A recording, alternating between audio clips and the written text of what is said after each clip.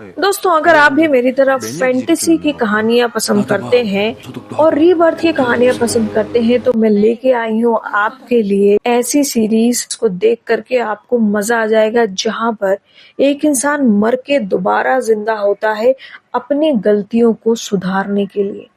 या यूं कहा जाए कि उसको भगवान मौका देता है कि जा बेटा, जी ले अपनी जिंदगी। जिसका पति और उसकी खुद की बेस्ट फ्रेंड उसको बहुत बड़ा धोखा देते हैं। उसकी बेस्ट फ्रेंड का रचाया हुआ पूरा खेल है, जिसमें उसका लालची पति भी आ जाता है। ये कहानी एक ऐसी लड़की की है जो मरने वाली है, जिसको बहुत ही सीवियर बीमारी है। उसका पति उसके हॉस्पिटल का बिल नहीं भरता है, तो वो परेशान होकर के उसके घर जाती है। घर जाती है तो देखती है कि घर का दरवाजा खुला हुआ है।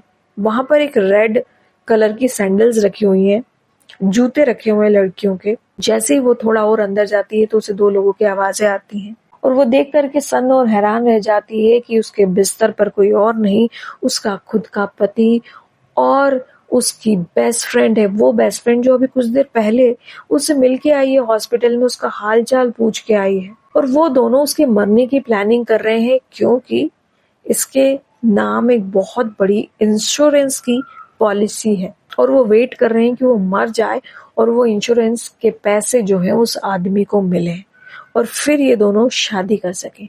लेकिन उससे पहले ही ये लड़की अपने पति और उसकी फ्रेंड की ये बात सुन लेती है। वो गुस्से में आग बबूला हो जाती है और अपने पति के कमरे में जाती है और उसके ऊपर चिल्लाने लग जाती है। लेकिन बीमारी ने इस लड़की को बहुत ज्यादा कमजोर कर दिया है। बड़ी मुश्किल से वो अपने पैरों पे खड़ी हो पा रही है। उसका निर्दयी पति उसे चिल्लाता है।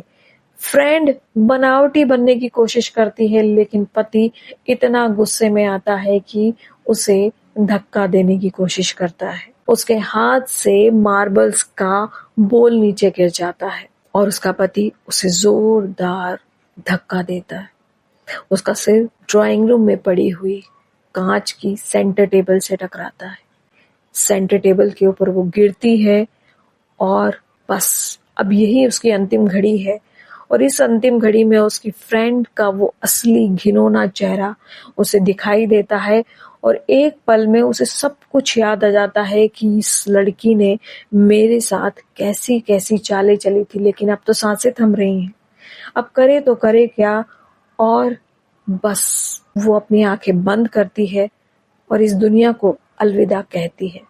लेकिन दोस्तों, दूसरे ही पल इसकी आंख खुलती है और खुलती भी है तो कहाँ, ठीक 10 साल पहले उसी ऑफिस में जिस ऑफिस में उसकी फ्रेंड, उसका हस्बैंड और वो खुद जॉब करते हैं। और उसके सामने ठीक उसका वो हस्बैंड जो अभी तक बना नहीं है, बॉयफ्रेंड खड़ा है और ये लड़की बहुत जोर से चिल्लाती है, उसको एक थप्पड़ मारती है और वहां से भाग के सीधे सड़क के चौराहे पर आ जाती है। और वो परेशान हो जाती है कि आखिर कैसे, मैं जिंदा कैसे हूँ। और वो आसपास घबरा के देखने लग जाती है। And then suddenly she realise कि वो सब कुछ बदला हुआ देख रही है और एक बोर्ड पे उसे दिखाई देता है कि 2025 से वो सीधे 2015 में पहुंच जाती है। और उसके बाद कहानी में जो होता है वो बहुत ही इंटरेस्टिंग और एडवेंचरस है। वो मैं आपको नहीं बताऊंगी, क्योंकि वो आप देखो ना दोस्तों, मजा आएगा देखने में कहानी को। हिंदी में अवेलेबल है ये कहानी, इनफैक्ट ये तो जापानीज में भी बनी है। अच्छा, जापानीज में भी ये कहानी बनी है, लेकिन कुछ कुछ सीन आपको अलग दिखेंगे। क्लाइमेक्स जापानीज में बिल्कुल अलग है कहानी का। जापान सीरीज में काम करने वाला एक सुपरस्टार है और अगर सुपरस्टार है तो डेफिनेटली कहानी जो है वो स्टार पर ही खत्म होगी। और इसीलिए जापान में जब ये सीरीज बनाई है तो उसका क्लाइमेक्स चेंज कर दिया है। कोरियन और जापानीज दोनों में बनी है। ओरिजिनल वर्जन इसका कोरियन है, जापानीज में इसका जापानीज वर्जन बाद में बना है। दोनों ही हिंदी में अवेलेबल है, प्राइम वीडियो पे आप इसको देख सकते हो। दोनों अगर आप कहानी देखोगे तो दोनों में बहुत अंतर दिखाई देगा। सिचुएशन एक है, लेकिन उस सिचुएशन को अलग तरीके से फिल्माया गया है और जापानीज वर्जन कोरियन वर्जन बहुत अलग है, बट कहानी का बेस एक ही है।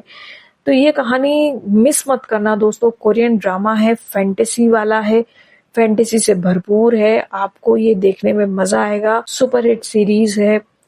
मैंने आपको इसका प्लॉट बेस कहानी का हिंट आपको दे दिया है, पूरी कहानी अभी भी बची हुई है। तो इस के ड्रामा सीरीज को जरूर देखना दोस्तों, प्राइम वीडियो पे। और जिसे देखिए प्लीज कमेंट सेक्शन में बताओ आपको ये सीरीज कैसी लगी थी। Thank you for watching.